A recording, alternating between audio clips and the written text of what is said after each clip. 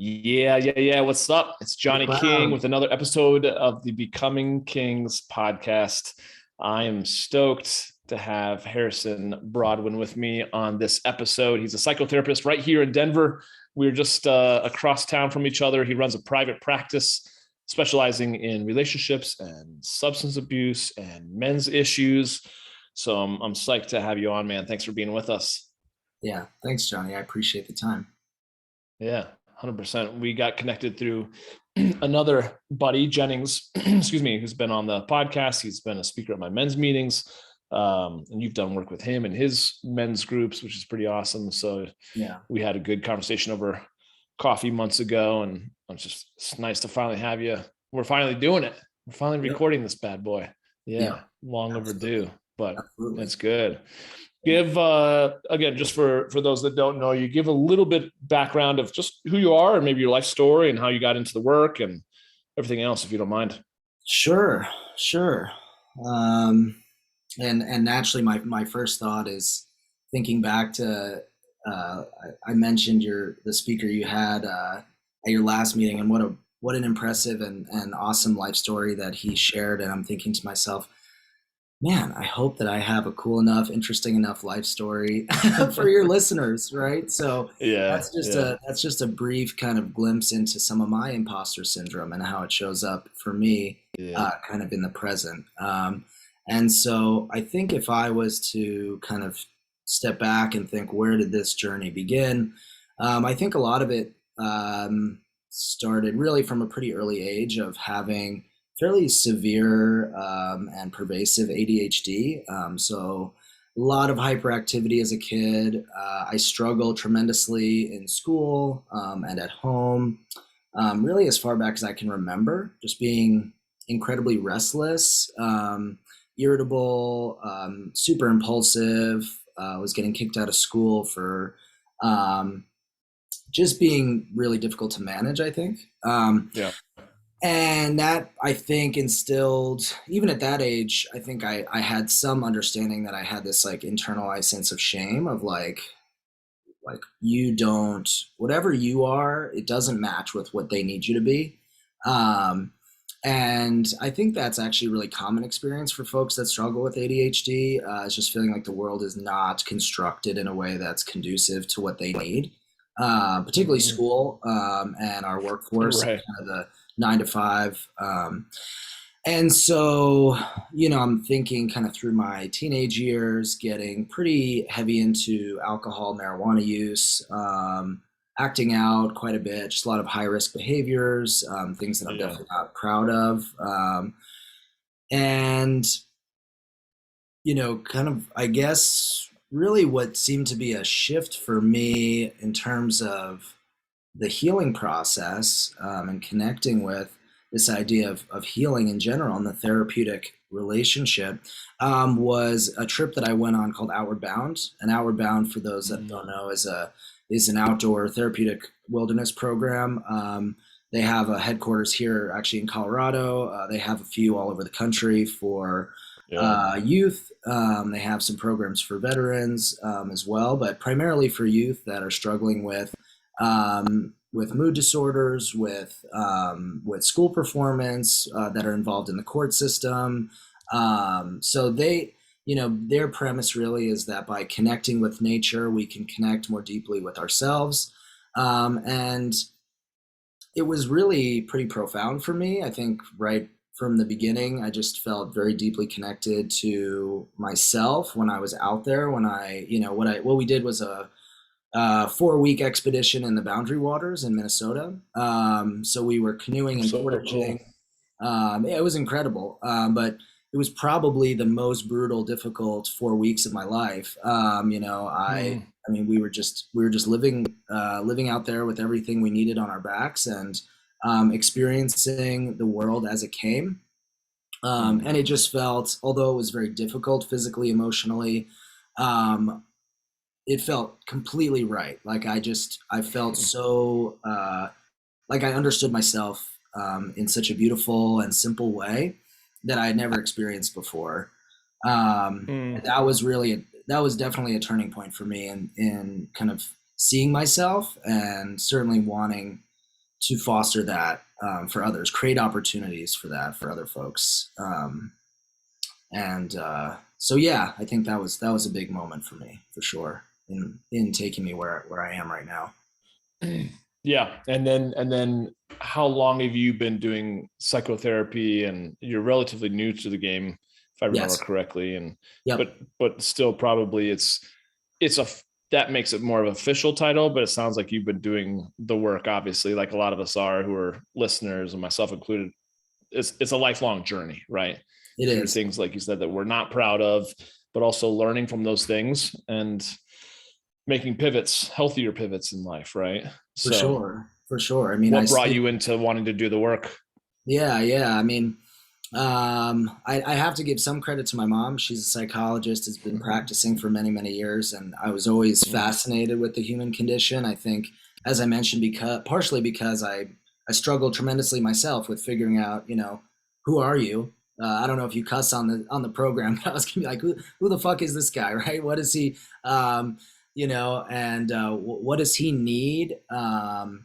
To feel happy, to feel himself, to feel confident in who he is. Um, and I could see just by speaking with my mom, she's probably my best friend, and I love her very dearly. I really admired the work that she did, and I found it really fascinating.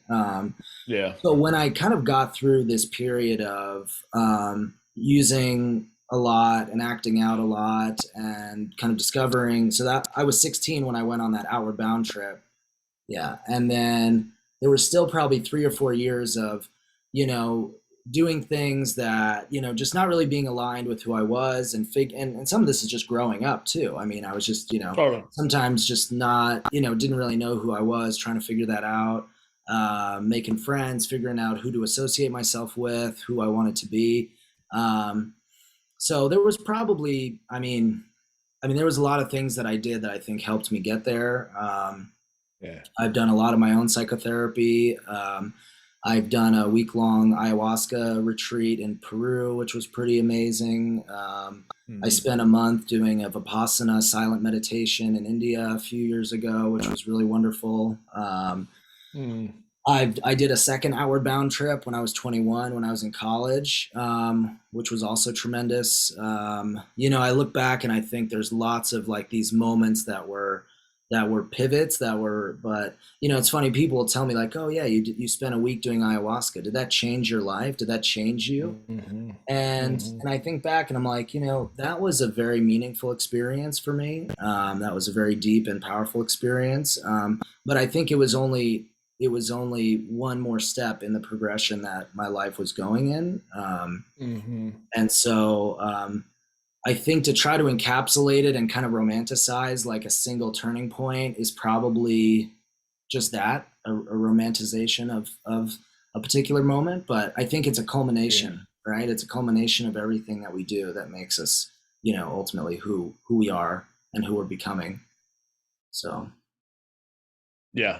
Yeah. Amen to that. And I think it is easy to think that, especially as guys, what, and I remember even going to tons of Tony Robbins seminars, and I was always like in my mind wanting to ask him the question, like, well, when was that moment that you switched? Like he had so much going for him. I think he was 19 years old when he became like a millionaire. He made his first $1 million or something crazy like that, right? Wow. And he moved into this castle in California, like a legit like castle, and but he continued to make $1 million every single year and didn't grow that for so many years, right?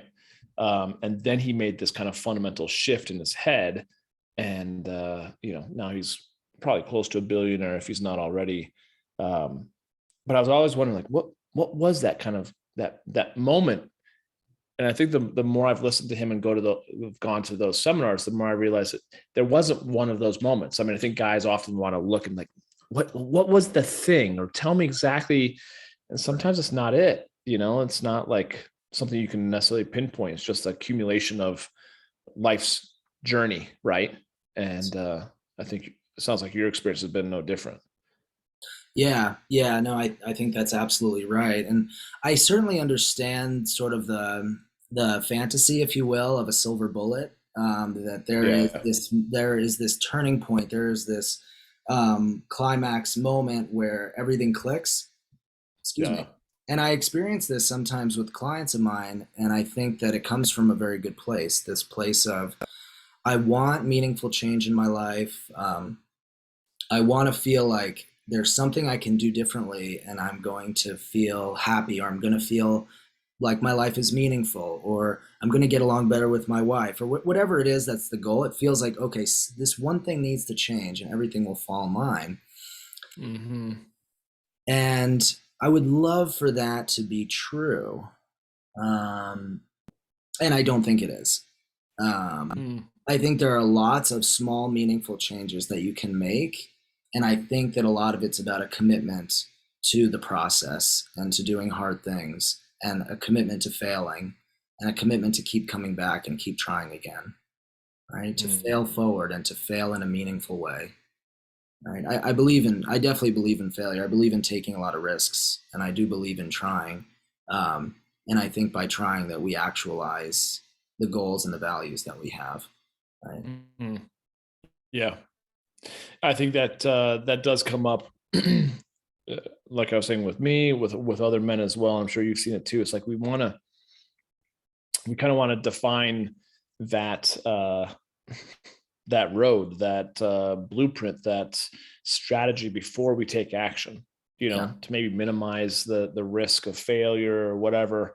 And yet sometimes that over analyzing, which I think a lot of us do too, keeps us stagnated. First is just saying, fuck it, I'm going to go, and I'm just going to take just start going and choose. Like if we're at a fork, choose one of the Right. directions, and then if you realize that's not the one, then turn around, come back, choose another one, right?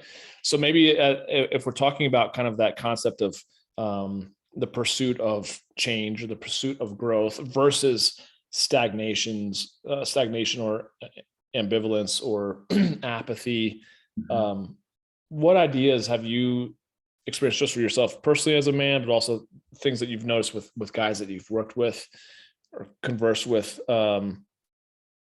Does it really come down to that of what I was saying, where just take action, or is there a sweet, healthy middle, in terms of having an idea, but then just going, or do you really want to Sure. have a quote unquote blueprint or a business plan? What's been your experience in kind of Yeah, doing men's yeah. work? Well, it's a fairly open question.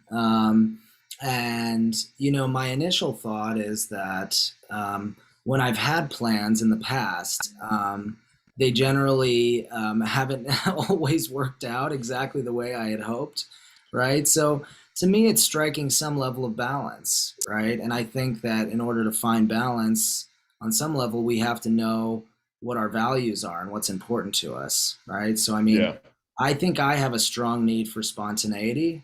We were chatting about this, I think, before the recording, about the fact that um, a close friend of mine I was on a ski trip with this weekend, I was chatting with him about this discussion we were going to have. And I Yeah. told him that I really didn't have like a hard and fast strategy or discussion that I wanted to talk about with you. And I could see him like his like something, like there was something crawling in him, like internally. He was like incredibly uncomfortable at the idea that I would come to this discussion without like a script, without like a hard and fast plan of what we were going to do, right? Hmm. How Hmm. uncomfortable that made him. Um, and it really struck me that he had this really strong need for predictability, and for preparedness. And I said to him, I don't think that those are necessarily exclusive. I think that there is Hmm. space for spontaneity and for preparedness. Right? I can feel Hmm. prepared and not know exactly what I'm going into.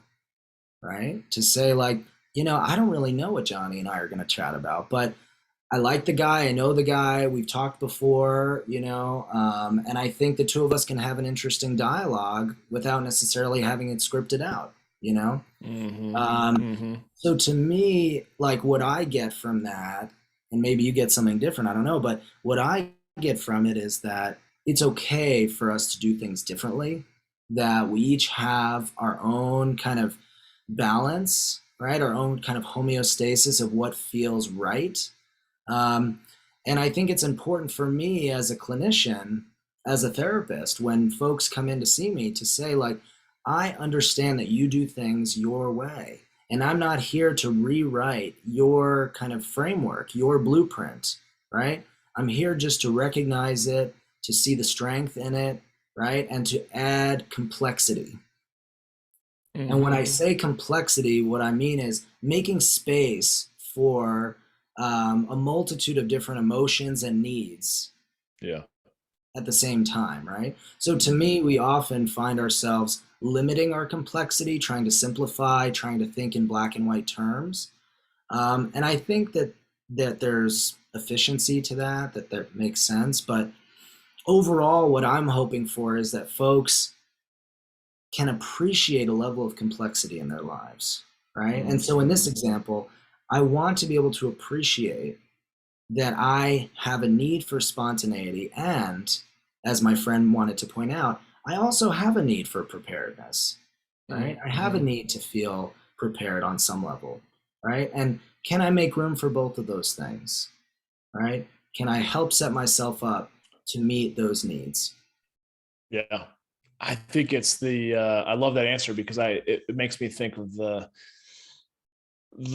polarity of interacting, whether it be with like you and I just shooting the shit, or whether you're vibing with a girl or a partner that you're into, and you're pitching and catching. It's like it's the polarity of masculine and feminine, the feminine kind of being spontaneous and not knowing exactly where it's going, while the masculine wants to know, like, what's the destination. Yes. But just trusting that it's going to be the journey, not so much the destination, that's going to be of value. And I think that's a big part of what you're talking about. And those two things coexist simultaneously. We have a need for certainty and a need for uncertainty. We have a need for security and comfort. And we also have a need for adventure and excitement at the same time. And it can work. I think guys think it really should be, preparedness, but with that preparedness comes over analyzing, or, just it getting boring, or predictable. Pressure. Yeah. Like too much. There's got to be a little bit of letting go while you still have a hold of the reins a little bit, right? There's that yin and yang. What are your thoughts to that? That idea? I think it's very true. And I would also add that it's not a 50-50 thing, right? And it's also, it's not linear. It's not, 6 of one of this, half a dozen of this, right? It's really embracing that our needs are flexible and dynamic, right? That our needs change with our circumstances, right? And it's important for us to honor what we need. It's important for us to listen to this internal compass that's trying to communicate, hey, Harrison, like, you're feeling stagnant. Go out and go, like, climb a mountain, or go, like, have coffee with a new person that you don't know, or right? Like, so it's important for me to, like, be cued in and listening. Like, what is my internal dialogue? What's my internal compass trying to communicate to me? Maybe it's that I need a little bit of a shift here, right? Maybe I'm needing more predictability. Maybe I'm needing more spontaneity. Maybe I'm needing to establish a boundary with someone that I care about, right? But to me, it's very much like, I'm going to look within, something's being activated right now. Let me recognize it, and let me figure out what I need to do to find balance again. Yeah, I think that's the awareness and the emotional intelligence, if you will, that I think all men are capable of, but a lot of us, myself included, never really nurtured a whole lot of that growing up. If anything, it was the antithesis of that. And as we get older, going through shit, going through stress, going through loss, going through the challenges of life, requires us to have a higher level of mental fortitude, and being able to understand that it's just not always black and white. There's so many different shades. And like you said, it's not a 50-50 thing. Like, life is so organic, always changing, always ebbing and flowing. And in that's where the art is. That's where the fulfillment is. That's where the beauty, I think, exists in life. Yeah. even though so much of us want to, have a process or streamline things and have it be all completely fitting in a box, but there's no straight lines in nature, which I think is Yes. the beautiful part of it. So, Yes. Yeah, I think it is seeing it as beautiful. It is about embracing novelty, embracing the discomfort that comes with a life that is unpredictable, a life mhm, with so many things out of control, and to find beauty in that, and to find joy and vitality in that, I think mhm, is so important. I had a pretty meaningful experience the other day that reminded me of this.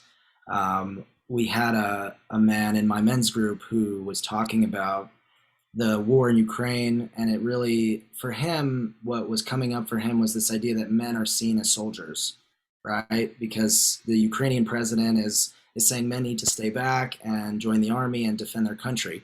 And for him, what was coming up was this idea that men have been historically um, conditioned to be prepared for war and what it's had to do for yeah, us psychologically, right? And it was really, I thought, he was making a very eloquent argument. I think that it resonated with a lot of the members of the group. And then there's this moment where another member of the group looks at him and says, I hear you. And I agree on an intellectual level about what you're saying, right? That men are bred for war, that we have to compartmentalize our weakness in order to fight our enemies. And he said, and I want to know about you. I don't want to have an intellectual conversation about history, right? How does this apply to you? mhm, And he just falls back in his chair and just, I mean, it was just this incredible moment where he recognizes that he in his home as a child, right, was treated this way, that he felt from as early as he could remember that he was conscripted for war, a war that he did mhm, not consent to, right, by growing up in a home with emotionally unavailable parents, parents who mhm, were not able to tolerate his suffering, right? And instead told him, "Buck up, Buttercup," right? mhm, Um, mhm. and just having another man look at him and say, "I want to know about you," right? This wall just whoosh came down. Yeah, that's amazing. It really was. It really was. And I began to cry, which I have never done in a session before. I wasn't weeping. I wasn't making a scene or bringing the attention away from the moment, but I just felt my eyes welling with tears at the beauty of this moment of him having Mhm, compassion for this child that was hurt, right? mhm, And as I rethink it, I think about the compassion I might have been having for myself, right? The compassion of being the misunderstood child and how painful and dismissive that can feel, right? mhm. And so I had never done that in session before. And it's something I think I had been holding back for a long time now. And it felt really liberating to allow myself to experience that level of emotion in a session. And as a Yeah, therapist, I think we're often sort of told in our schooling that, kind of keep yourself in check, keep your emotions at the side. Like this is about the client, right? This is about focusing on them. And in that moment, none of that crossed my mind. I was just so moved by his emotion. I was so moved. It was such a beautiful experience to be a part of. mm, Uh,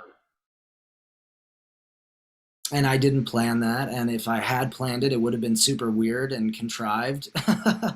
And so you just can't write this up, right? I mean, it's just the right. experience of life, right? It's just the way things happen sometimes, and we don't know. We can't explain it, right? Yeah. And I could give you another example of just 2 weeks before that. We had another member from group that I thought was an excellent, valuable, really rich member of the group. And out of nowhere, he just decided, I'm sorry, I don't want to continue on, right? Like he just decided that he was done.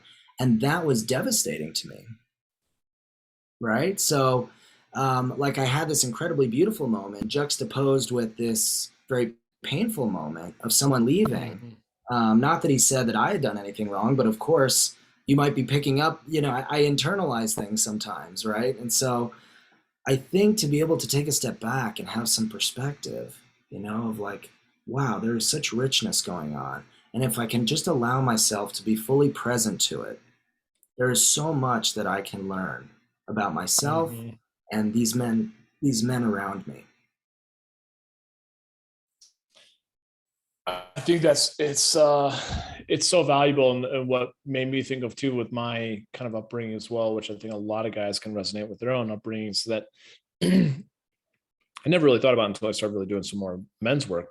But again, growing up without my father really around a ton, uh, emotionally, and my mom being kind of always at the end of a rope trying to manage 5 children, I never really felt safe to be uh, all the emotions that I ultimately felt. I was very much repressing it. And as a result, I think that is, I had never thought of it until you said it, was like that was um, very much a breeding ground for teaching me to be protective, or to, just like going to war. It's like we're protecting what is that we hold near and dear to our hearts, which a lot of times it's the real me, and I keep that kind of uh, behind the walls, so to speak, and I don't want to let anyone, necessarily come in and experience the real me. So that's taken time to obviously to let down the walls, right? Yeah. um but yeah, like I'm very much protective. Just makes me think, I'm like, I feel like I had that experience with mushrooms a couple of years ago during 2020 up in the woods, and I was just weeping for hours because I felt like I'm just so exhausted, because I've been fighting this kind of imaginary fight all my life, feeling very much alone in my life. And I kind of wonder, if I were to be killed, would anyone notice? Mhm. Does anyone, am I of value? Right.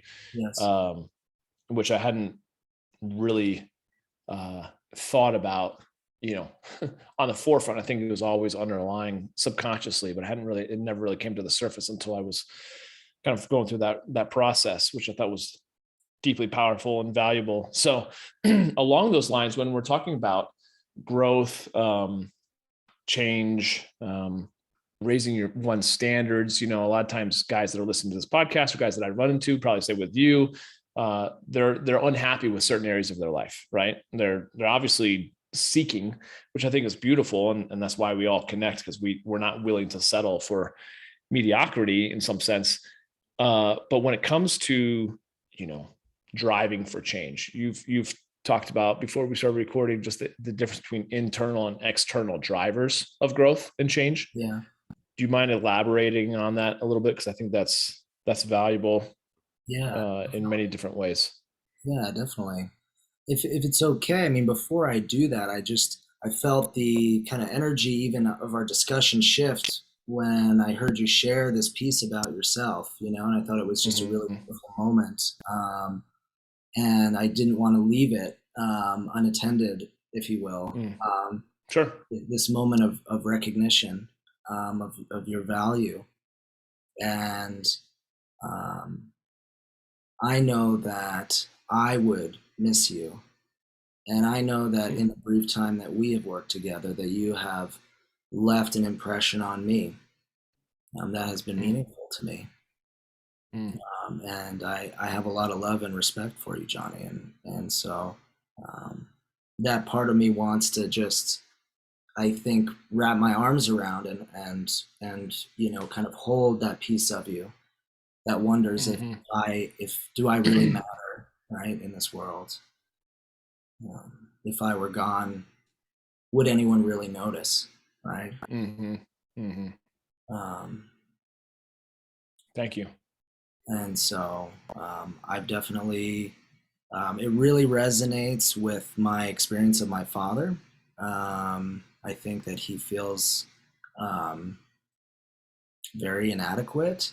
And I'm not trying to Mm. put that word onto you. I'm just saying that's been a lot of his experience, and he's been a great teacher for me. Often, and we'll joke about this, he and I have a pretty close relationship these days, but we'll joke that I've learned vicariously a lot through him about what matters, Mm-hmm. what's of value. He has been, especially later in life, been very, very financially successful in what he's done.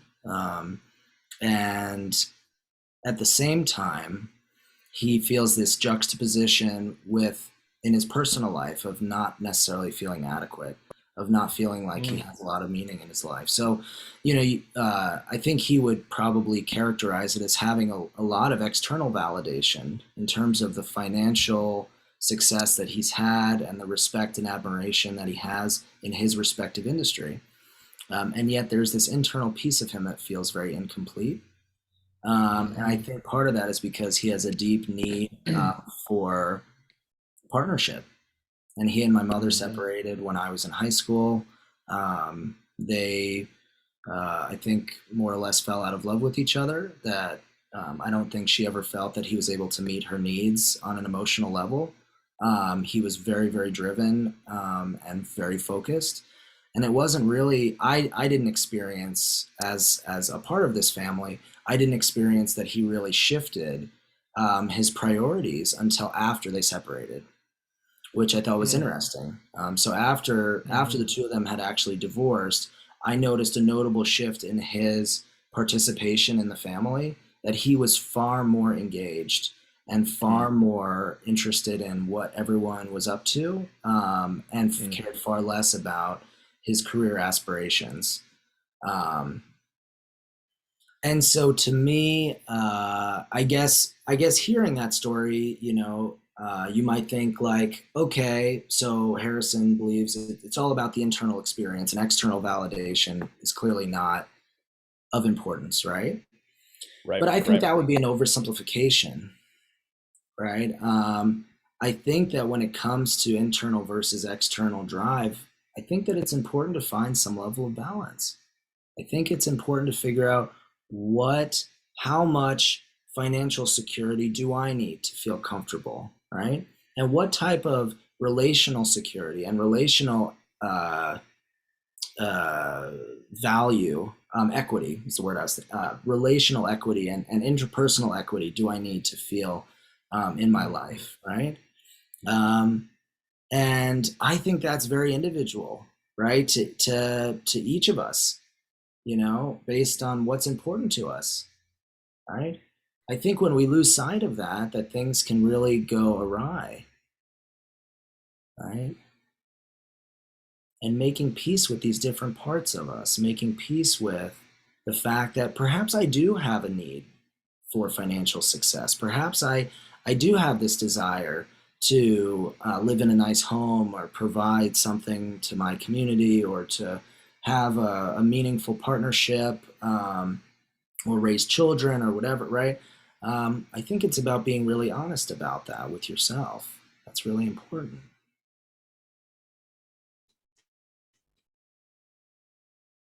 I think your story resonates deeply because I'm probably it sounds like I'm kind of like your dad a lot. I have a deep need for partnership, and in the 42 years of my life, I haven't found it now. I was previously married, but I didn't make the changes until it was kind of too late in terms of, saving that relationship. So having said that, I feel like, I guess I struggle sometimes with feeling like, am I codependent because I really need that other type of relationship in my life? Am I, is wanting to spend life with someone, such a, does that make me codependent because I want to spend my life with someone, right? Or is that healthy? And like, I can't tend to reconcile sometimes that difference between, too much of a neediness, or an attachment to wanting to spend life with someone versus be like, no, it's totally natural. And it's, we're human beings and we're meant to, live life together and share things together. But I bounce back and forth sometimes between that and really think, and that's why I kind of asked you the question initially. At times I question whether or not I should just be done with all this work that I'm doing, because it doesn't fulfill me in certain ways that I feel like a relationship would fulfill me. But then I think if all I had was the relationship, sometimes I wonder if that wouldn't fulfill me either. So I feel like I need to have both. Right.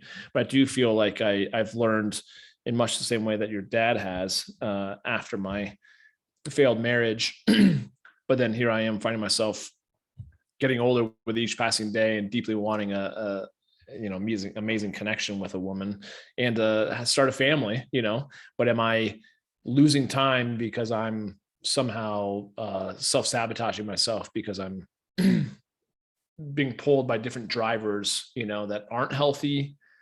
I don't know. That's a whole kind of internal fight vomit that I just threw on you, but I don't know if that a whole lot of that makes sense. But that's kind of where I find myself in this.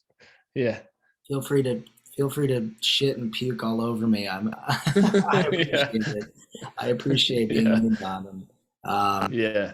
And I can certainly embrace and understand what you're saying about the complexity of your emotion and your need for intimacy, right? And your need for striving and figuring out how all of this works, right? How do I make all this work? And I think that's common when someone doesn't feel like I have all the things that I need right now. I don't have maybe everything that I want, right? That there's some of this natural anxiety that's pushing us forward, right? To reach, right? That feels like healthy striving to me, like healthy reaching. That's the way I experience you. There are things that I want in this world that I don't have right now.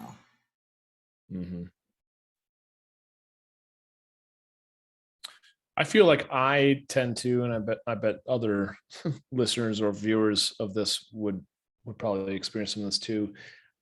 I don't give credit to myself a whole lot with stuff that I accomplished in my life. I just kind of quickly move over it, or I just don't acknowledge my own, let's say, greatness, right?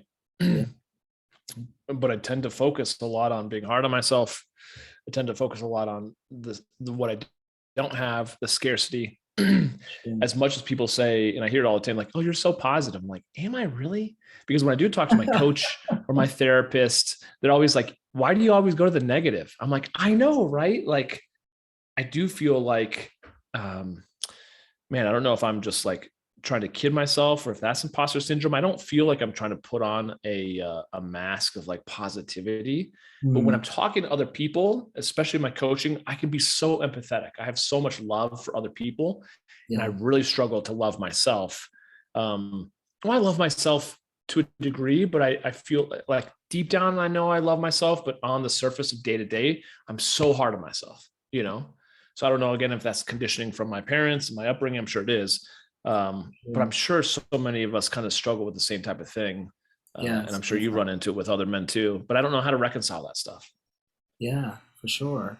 I think recognizing it is a way of reconciling, right? So I think recognizing the pattern of, okay, I'm striving, but I'm highly critical of myself. Have I been taking some mental inventory? Am I recognizing all of the things I'm grateful for in my life and all the striving that I've made?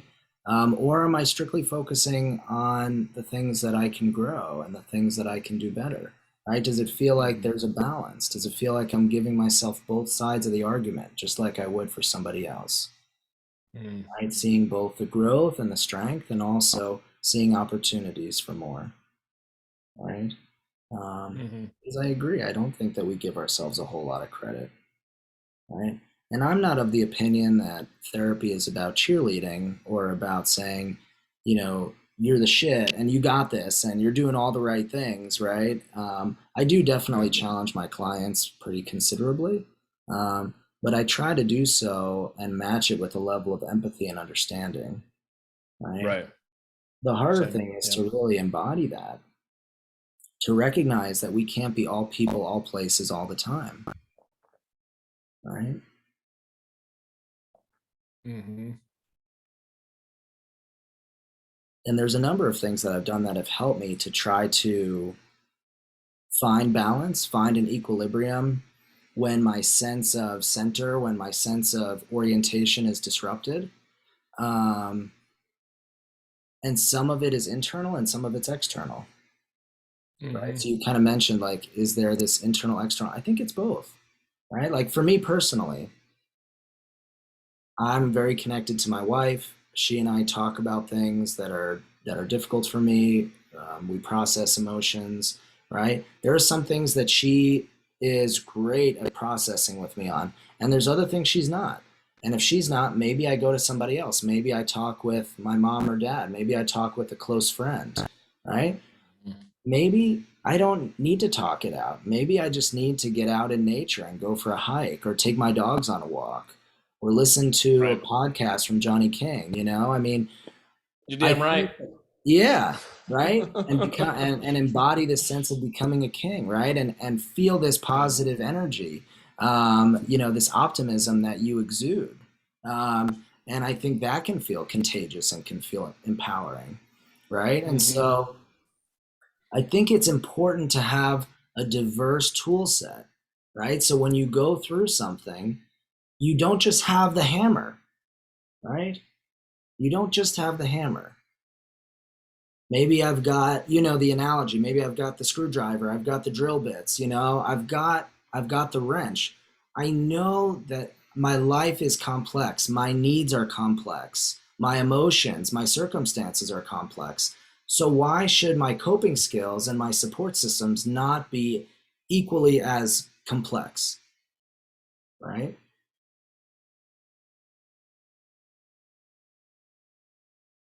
And so I would encourage you, and when I say you, Johnny, I mean you specifically, but I also mean you collectively, to consider adding complexity and adding nuance to the way you approach the problems in your life, right? That maybe I have a tendency toward criticism, right? Maybe I have a tendency toward being hard on myself.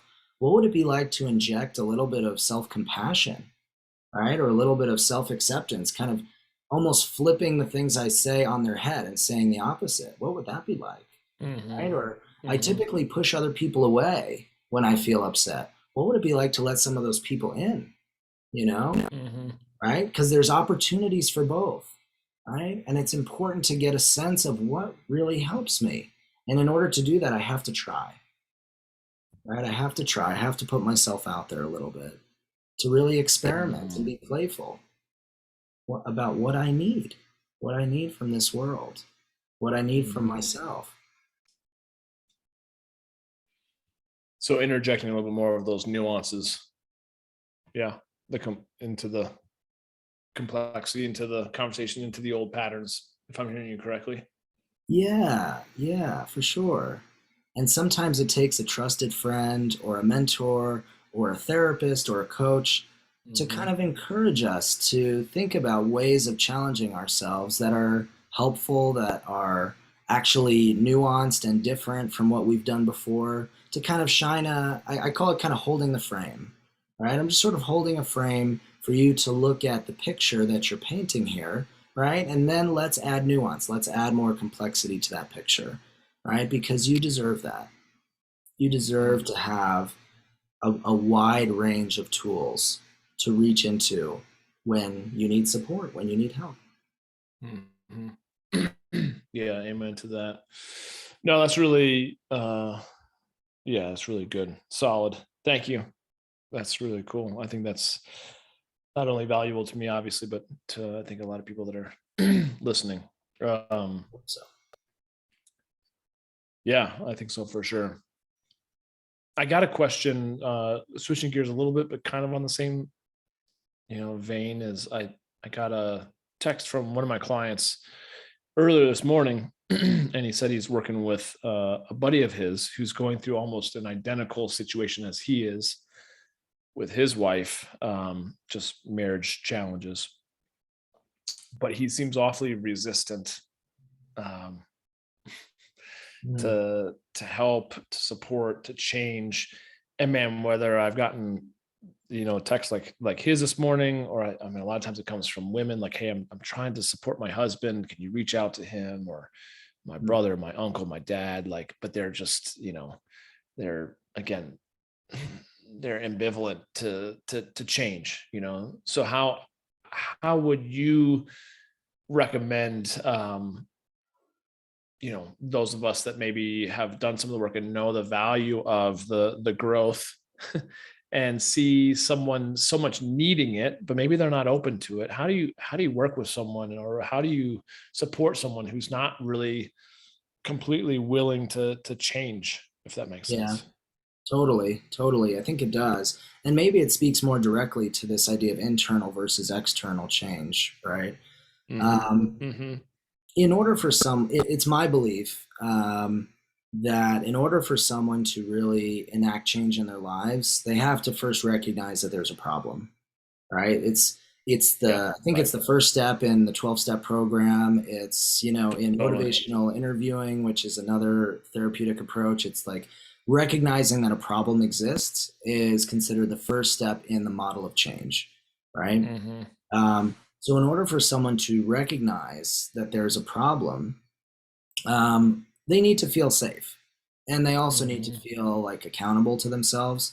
Um, I often talk with folks that are loved ones of, let's say, the primary person that we're talking about. Maybe that person has a Right. substance use problem. Maybe they're whatever, emotionally unavailable, or they're acting out in some way. Um, that's kind of my first question is like, do they recognize that this is a problem? Um, do they recognize the way that the problem has caused harm to the people that they love, namely Mm-hmm. probably you, whoever's talking to me?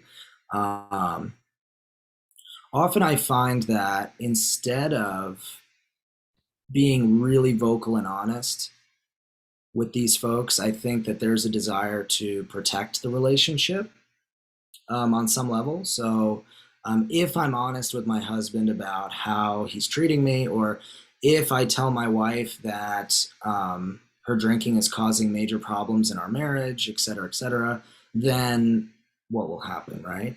They'll leave me, Mm-hmm. or maybe they won't care, which would be even more invalidating. Maybe Mm-hmm. they'll lash out or become angry, or they'll engage in more problem behaviors, right? So there's all of these situations, right? And I said, okay, well, um, what are you protecting right now? Right? Like, what position are you taking in the relationship? Right? So what I'm really doing is I'm actually talking about the person, the not the primary person we're talking about, but the supporter, right? The partner, the spouse of that person, right? And I think what we often find is that that person is quite ambivalent to change as well, right? That the idea of setting a firm limit, like if you continue to drink this way, I'm going to file for a divorce, right? Or if you, right? So you kind of get what I'm saying, like setting a very firm Yeah. limit, saying Mm-hmm. this is Mm-hmm. unacceptable to me. I can no longer tolerate this, right? And in outward bound terms, from the wilderness program that I did, we call it natural consequences, right? Mm-hmm. So in the woods, when you're out camping, if you don't set up your tent right and then it rains, you get wet. It's a natural consequence, right? But in a relationship that involves some level of emotional complexity where one person might be protecting another person's maladaptive behavior, um, or they might be punishing them or shaming them, right? And this person's acting out, or they're becoming dismissive or avoidant, it becomes a tangled dance, right?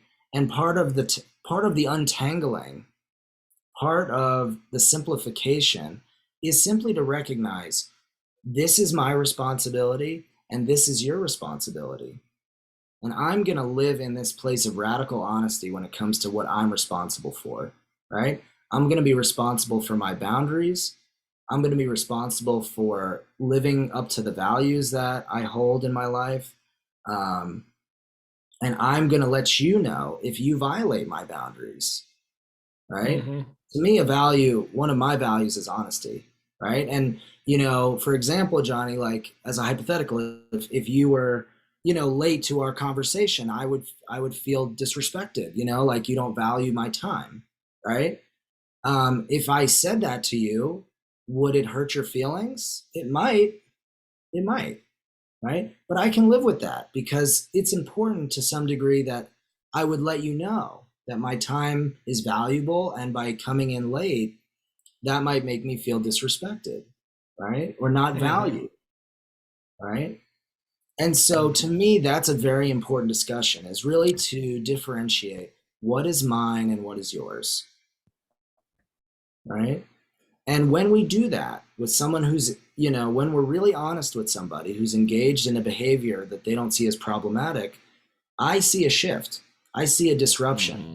And often that person really recognizes, sometimes for the first time, that what they have done has harmed the people that they love. Right. But the people they love have been so careful not to say anything, right? Or not to say it in a productive and assertive way, that they have continued to do the behaviors that are contributing to the problem, Mm-hmm. right? So that's my long, short way of saying I think we need to take ownership of what we're responsible for and try to relinquish things that are other people's responsibility. Right. Because I've noticed that too a lot of times, and it's certainly a lot easier to see from the outside in than when it's happening with me and my friend or my family member, right? Yes. um, that sort of thing is ultimately noticing maybe where we have been enabling a lot of bad behavior, because we're scared of what we're going to lose, or we're scared of creating a healthier boundary or speaking up. Certainly so much easier for me in the coaching industry to say that to a guy that I'm working with, especially who's coaching me, versus to some of my very best friends, or to someone I'm dating, or, to one of my siblings, or to my father, something like that. So I think that's why I wanted to ask the question, because it sometimes when it's just business, it's just easy just to say, hey, this is how it is, and we don't have that emotional tie. But when we have those people that we really, really love, like, that's the hardest thing to work through. And certainly those family members that I've worked with have been the hardest, most challenging clients to work with, because it, it's, there's so many different dynamics there. Right. But I think your answer gives a really good strategy and support to someone who's needing to probably speak up to some type of behavior, or something that they're no longer willing to tolerate, which is a great point, but it can be super scary, right? But it can also save a life, right? Yeah. Yeah. I think it's terrifying. I think the stakes are much higher. I think that there's much less structure and predictability when it comes to personal as opposed to professional relationships, right? Professional Yeah. relationships, there's like an ethics, there's like a code of conduct, there's like a way of doing things that's very structured. And for many of us, and I include myself in this, my parents did not model conflict resolution very well. Yeah. You know, Right. so my mom was conflict avoidant, very fearful, but had like heavy emotional needs. Like, and she would own this, that she's a fairly emotionally sensitive person. Whereas my dad was so disconnected from his emotion that he didn't even recognize when a problem existed, right? He was so Mm-hmm. caught up in what he was doing. So Mm-hmm. there was a lack of attunement going on for both of them, right? And I see this a lot in couples that I work with, that there isn't really a recognition of when do we need to come together to lovingly set boundaries with each other, right? Mm-hmm. And sometimes creating predictability and structure is helpful for that, right? It's funny because we started talking in the beginning about how I'm a pretty spontaneous person and I like to live organically, but you know, my wife and I have certain structures that have really helped us to elevate our conversations. Those that Yeah. are emotionally driven, those that involve giving each other feedback. These are highly charged conversations that we have been practicing. I don't want to say we learned, because it's a give and take, it's like two steps Mm-hmm. forward, one step back. I mean, we're human, right? Mm-hmm. But Mm-hmm. one thing we do is we preface by saying, hey, I have something on my mind. Are you open to having a discussion right now? Right? To kind of just get a sense of consent, to say like, hey, are Mm-hmm. you open to hearing some feedback right now? Mm-hmm. And to accept that they may not be, right? Maybe like, oh no, I need to eat some dinner first, or oh, I need to watch some stupid TV and then I'll be like reset, after a long work day. Right, Maybe I right. just need to like disconnect, or we Totally. often do things without words. Like we take dogs for a walk and we're quiet, but it's peaceful, and maybe we hold hands while we do it. And then maybe afterwards we feel better about navigating some kind of conflict resolution together, right? Totally. The other thing that we do that we've really learned to do well, that's really been helpful, is we know when to take breaks. We've learned when to stop, right? When nothing, one of us will say, well, if we're doing well, one of us will say, like, I think this is the point where nothing good will happen. So it's time for us to pause. Take a Um, break. Yeah. yeah, yeah. I've had a mentor tell me, he'll say to his kids, this is love and logic with kids, but like, I love you too much to argue with you, Mm-hmm. which I think is a beautifully simple way of saying it. I love you too much to argue with you right now, right? Mm-hmm. And then when we Mm-hmm. feel more centered, when we feel like we're ready to take on this challenge again, let's go back, right? Let's not push this to the side. Let's not give up on this. Let's come back. Right? So we're engaging in conflict in a loving way, in a mutually consensual way, in a way where power is shared equally between the two parties, right? Where both people really listen and try to validate what the other person is saying, Mm-hmm. right? While still communicating what's important to them. Mm-hmm. Yeah, and I think that again it goes back to what we were talking about previously, which is again um, having a vision of where you want to go, right, without having a huge attachment to how you get there. Mm, Because what my mind went when you were talking about that with how you chat with your wife, it's like I don't go into the gym just willy-nilly with no real clear idea of what, like, I know exactly what I'm going to fucking do, and I yeah. know how long it's going to take. I set my timer in between sets. Like, I'm very, very clear on what I'm doing there, right? Same with my nutrition. Okay. And I feel like in terms of a relationship, an intentional relationship, you do want to have that structure, and you do want to check in. Maybe you have a team meeting with you and your wife, and maybe even with your kids every Sunday night, or do things like that while still leaving the flexibility, like you said, to check in. And if she doesn't want to talk, or if he doesn't want to talk right now, then you say, cool, you're just kind of setting the stage, right? Say, Yes. okay, well, then maybe will you let me know when you're available to, because I have something I want to talk to you that's, Yes. not not a difficult conversation, but just something that I would like your full attention on. And then they can come back and say, cool, give me an hour, and or how about tomorrow or over dinner? And I think that's so much better than couples who don't talk, right? Yes. And there's Yeah. things that then and years go by without very little, you know, Sure. emotional intimacy there. Yeah, you said something really quick that I wanted to pick up on too, which is that if the person who says, now's not a good time, I love that they get to be responsible for reinitiating the conversation, right? So it's Mm-hmm. not this kind of like, oh, you have one person that's consistently leading the conversations, kind of Right. initiating contact, initiating disagreements, but like, okay, so if you need a moment, I'd like for you to let me know when you're ready, right? Totally. So Totally. so there's this sharing, right? Sharing of responsibility, sharing of initiation, right? And that you're really honoring each other, right? The one person saying, "Okay, I hear that you need time and I can honor that." And the other person by responding is saying, "I hear that you have something you need to talk about and I'm going to make sure that I respect that as well." Mm-hmm. Right? So to me that's where we try to have both and, right? Instead of but. It's like we have both. Um, Yeah. so I try to encourage that. To me, that goes in line with this theme we've talked about, which is embracing complexity, right? Embracing both. Mm-hmm.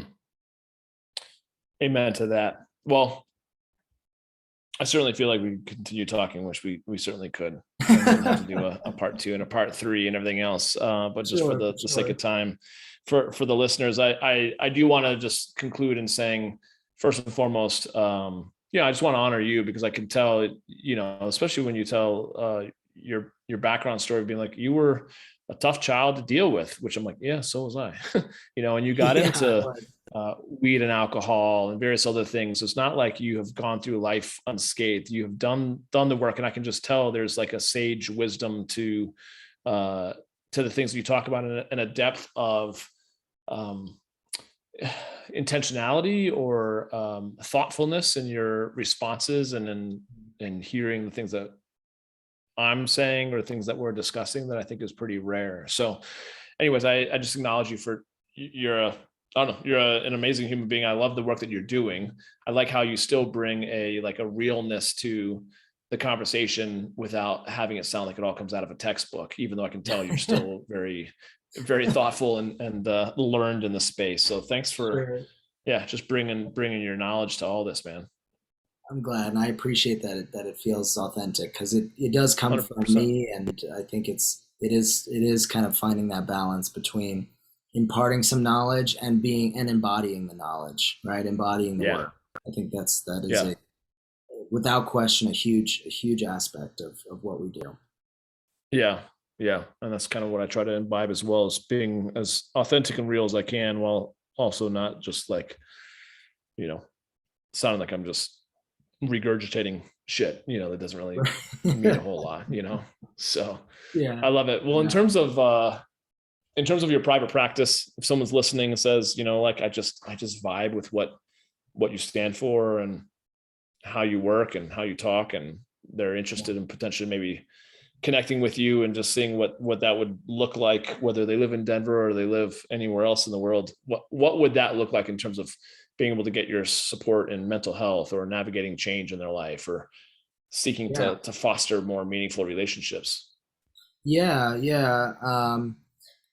easiest way really to reach me would be either to shoot me an email, and we can list that maybe in the notes, my email address. That's probably the best way for me to connect with folks. I'm listed in Psychology Today, which is a directory for therapists, social workers, psychiatrists. Cool. It's really a wonderful resource. And I've connected with a lot of folks through that avenue. So I would say Psychology Today, or just reaching out directly through my email. If you're comfortable listing it, I'm happy to provide that if folks want to reach out. What is your email? It's H Brodwin. So first initial, last name, hbrodwin@gmail.com. And folks can reach out and inquire if I have some openings, and that'd be wonderful. Cool. And then as far as Instagram, can you explain who the Bagel Whisperer is? It speaks to two loves of mine, which is bagels. Growing up in New York, I just love bagels. And it's a play on Cesar Millan, the dog whisperer.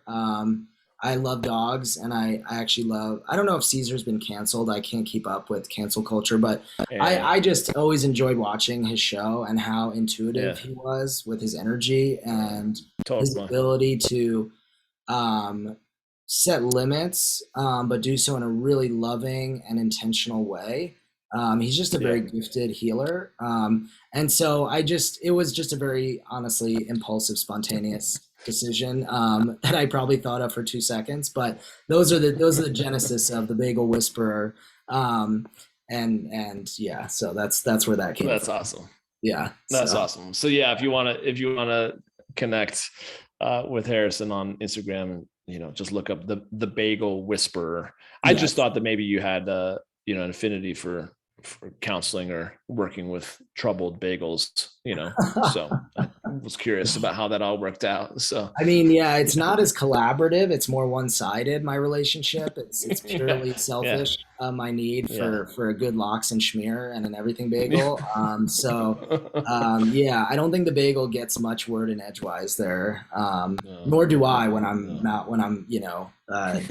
there. So yeah. Oh, that's awesome. Well, thank you, brother. Thank you for being on. Thanks for, like I said, sharing some serious wisdom nuggets with my listeners and viewers. And just I'm excited to kind of see where things continue to go for you, for both of us, and working together and everything else. So I just appreciate you being on, man. Thank you. Likewise, Johnny. My pleasure. Absolutely. Awesome, man. Well, thank you guys always for listening to the Becoming Kings podcast. I hope you found this valuable. I would highly recommend you connect with Harrison, whether it be Psychology Today. I'll drop that into the show notes, his email address. Shoot him an email on Instagram. Or if you can't figure out what any of those things are, shoot me an email and I'll shoot you back a reply with how to connect with them. So yeah, man, thank you so much for being here. Thanks guys for listening, for watching. We'll catch up with you on the next episode of Becoming Kings podcast. Cheers.